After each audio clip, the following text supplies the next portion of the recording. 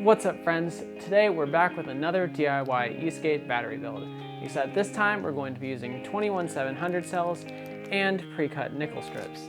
Stay tuned until the very end to see the completed battery.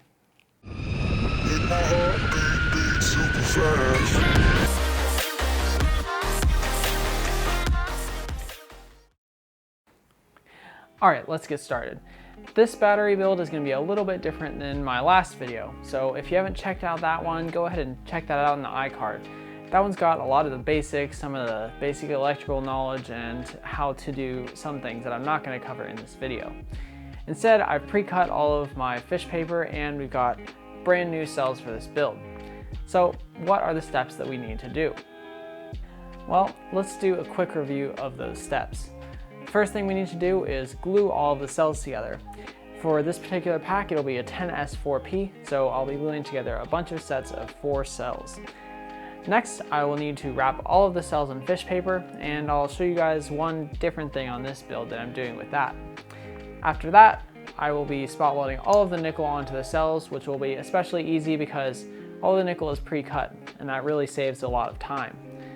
After that, we will need to wire all of the series connections together, which I will be using 2 12-gauge wires for, versus the last build where I only used 1. After we solder all the series connections, I will have to connect all of the balance wires onto the pack. And finally, I will clean it up, tape everything up, and make it look really nice. Let's go ahead and get started, and we'll do a quick time lapse of all the fish paper and gluing of the cells.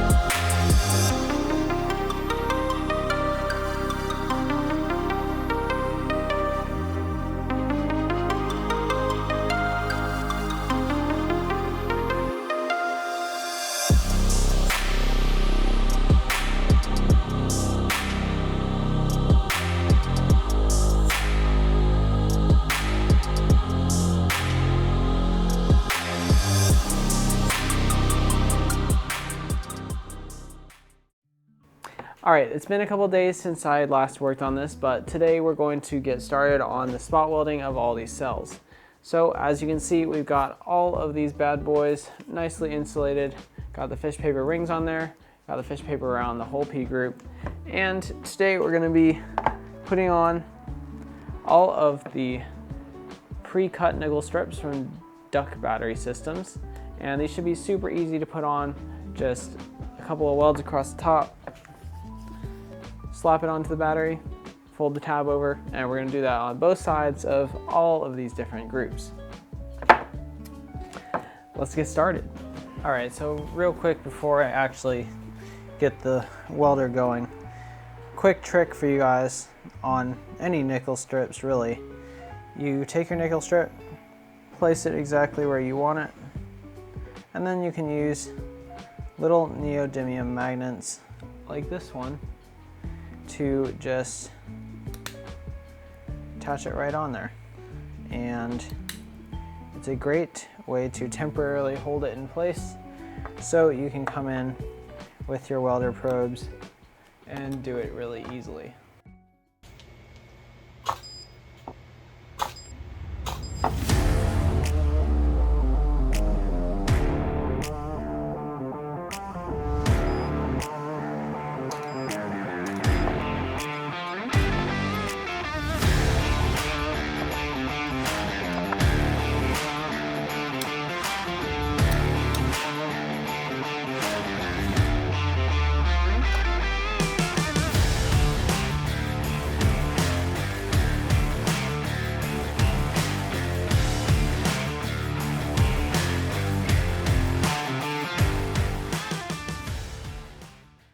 You might have noticed that we didn't quite finish, and there is a reason for that.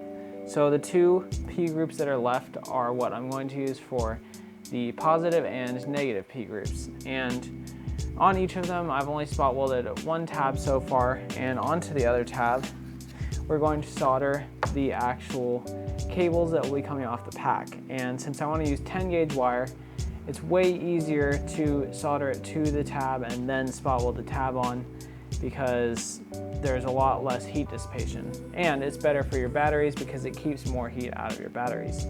So we're gonna go ahead and solder on the 10 gauge wires for the positive and negative leads, and then we'll spot weld these onto the last two P groups. This step is not always necessary, but it's something I like to do, and it kind of helps me when I'm soldering on nickel. Is I'll scratch up the surface a decent bit, and it just gives the flux and solder something to flow on and stick into.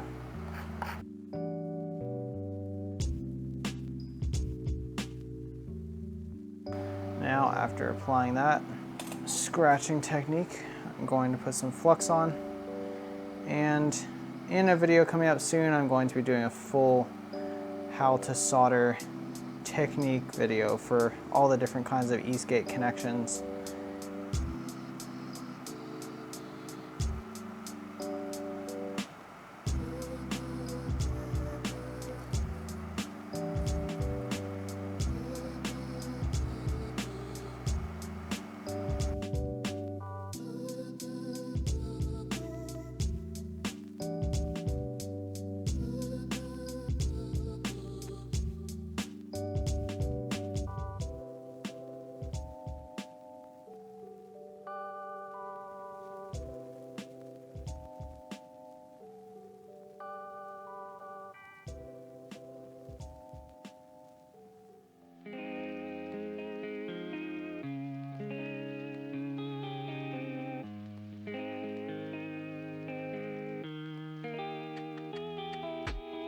All right, so as you might be able to tell, we've made a little bit of progress here. Everything's spot welded on. I've got the positive and negative pack leads soldered on, and we're ready to move on to the next step. So what I'm gonna do next is wrap some Kapton tape around the edges of each of these P groups, make sure all the fish paper stays on, and then we'll be getting ready to solder all of the series connections together. But I'll come back before I do that because I want to make a couple notes about soldering on these specific connections. So we're back again. I just taped up all of the different P groups here, and I decided to only put Kapton on the positive and negative ones. I didn't really see the point in putting it on all of them. So next up, we're going to be soldering them all together, and the way we're going to do that is with two 12 gauge wires going between each pack, and we're going to solder to two spots on one side and then two spots on the other. So obviously we'll be folding all these down, and I'll show you guys close-ups when I'm actually soldering so you can see how I do it. It's not actually too hard, especially with 12 gauge wire, but you need to be careful with your heat to make sure that you don't put too much of it into the cells. All right, let's get on to soldering here. So as you can see, I've already got the first group soldered together, and I was doing that as a test to make sure everything worked as expected. And I've got some of the tabs bent down here. The way that I do this in order to get them as flat as possible is I bend down from the top and just go right over. And then I apply pressure right at the joint, and that tends to get it nice and flat. Whereas if you use the edge and fold it over, surprisingly it does not work as well. And you can see I did that on these first ones and they're sticking up a little bit. So we'll continue doing this for the rest of the pack. I went ahead and cut all these 12 gauge wires to use for the rest of the pack.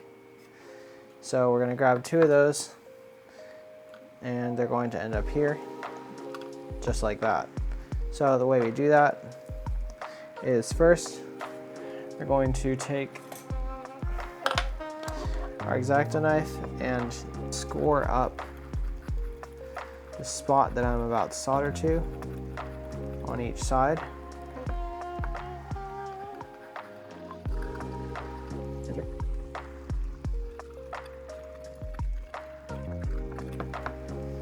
Now that we've got that scored, I'm going to go ahead and carefully apply a single drop of flux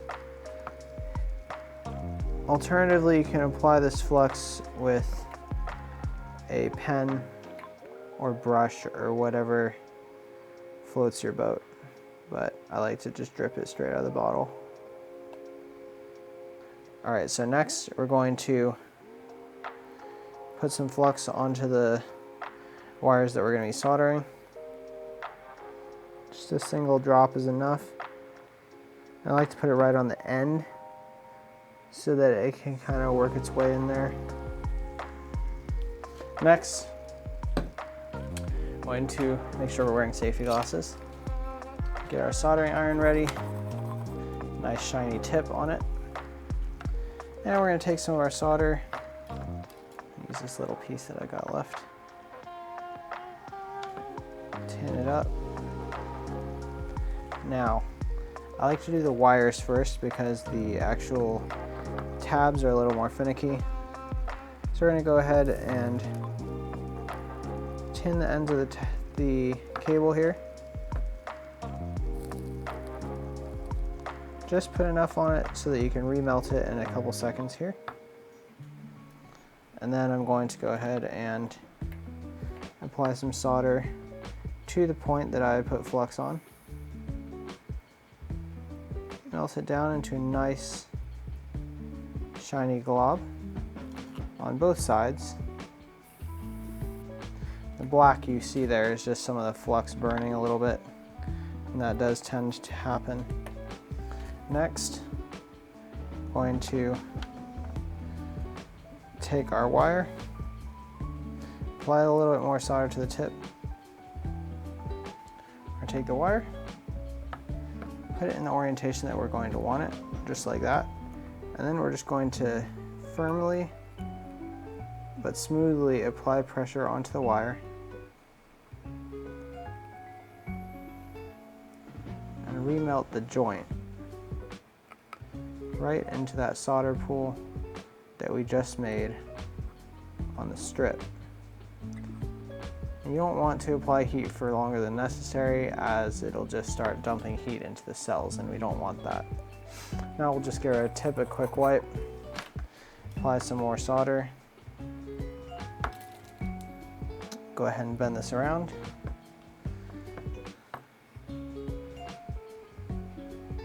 Again, put it in the orientation we want. And it's okay to have the cells gap a little bit here. We're just going to apply even pressure and remelt the solder pool just like we did on the other side. And if you do this correctly, you should end up with two really nice looking shiny round joints. And now, since these are still hot, we're going to tin up this wire really fast.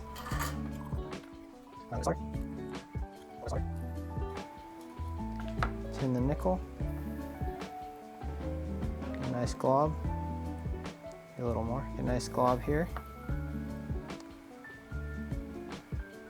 So you can see that these stay here in a really nice looking shape, and that is both due to using the flux appropriately and due to the scoring on there. The nickel is kind of slippery, so when you do the scoring, it makes your solder want to stay in the same place. We're just going to do the same method here.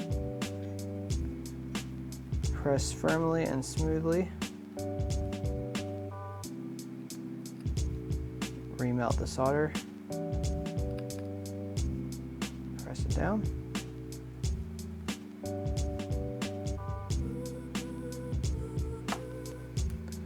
And then we'll bend her around, apply a little more solder to the tip. And remelt this one as well. Again, you don't need to apply heat for too long, so long as all the solder melts.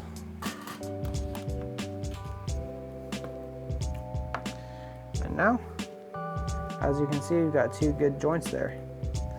And if you want, you can do a pull test on the wires, make sure that they're still going to flex, and we're good to go.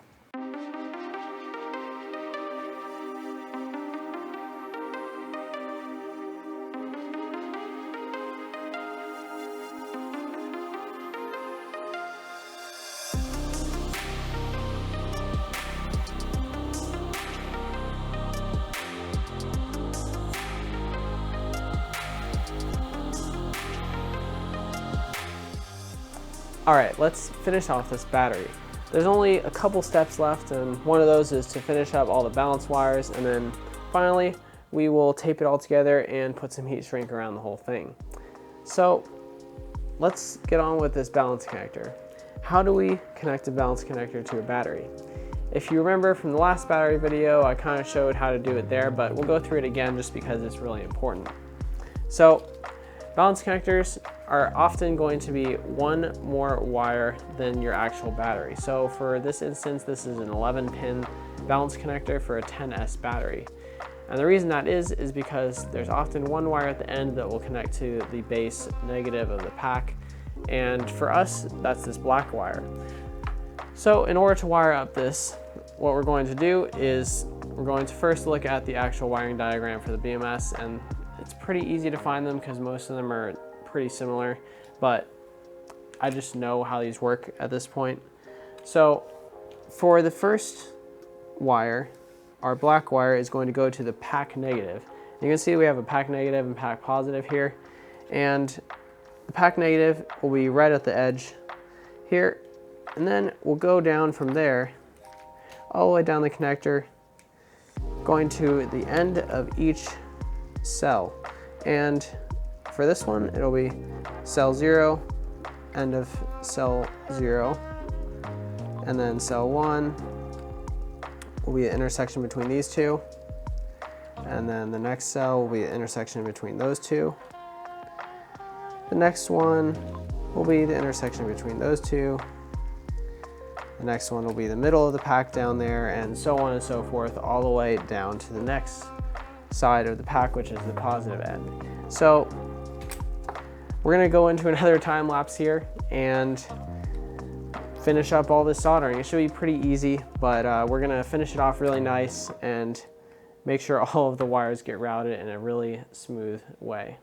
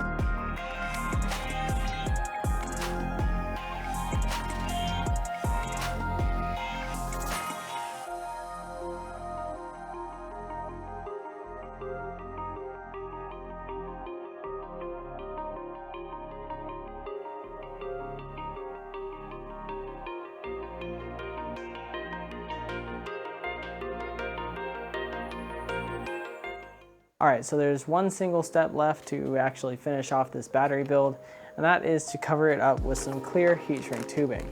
So we've got all the balance wires done and all soldered up and all laid out nice and pretty. So this will just give it an extra protective layer, and it'll provide something to stick some of the padding onto when I put it into its client board. So I'm gonna go put that heat shrink on, and then I'll come back and do an outro, and you guys will get to see some nice B-roll of the completed pack.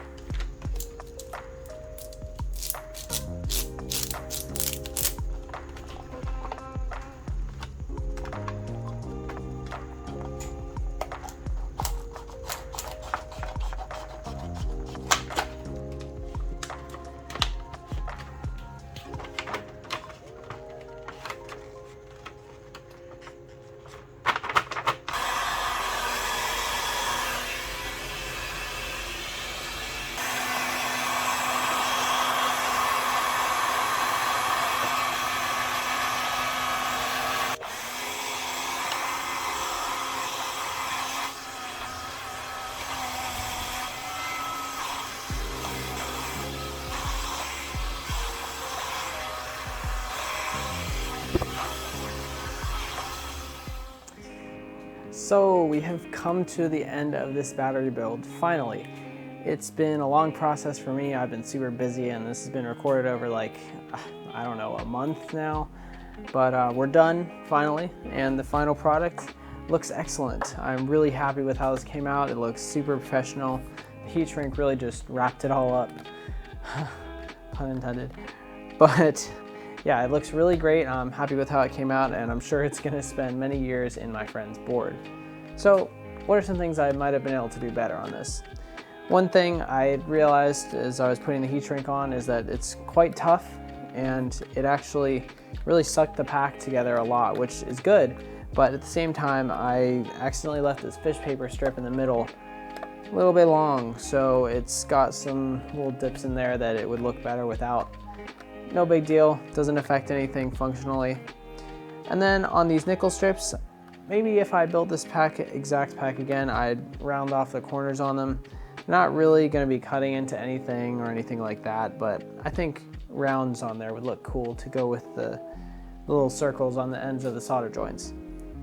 So anyway, I hope you guys really enjoyed this video. I'm gonna do a nice B-roll montage of the completed pack right after this, and stay tuned, stay safe, and hopefully you guys enjoy my videos that are coming out. We got lots of exciting ones planned. Peace out.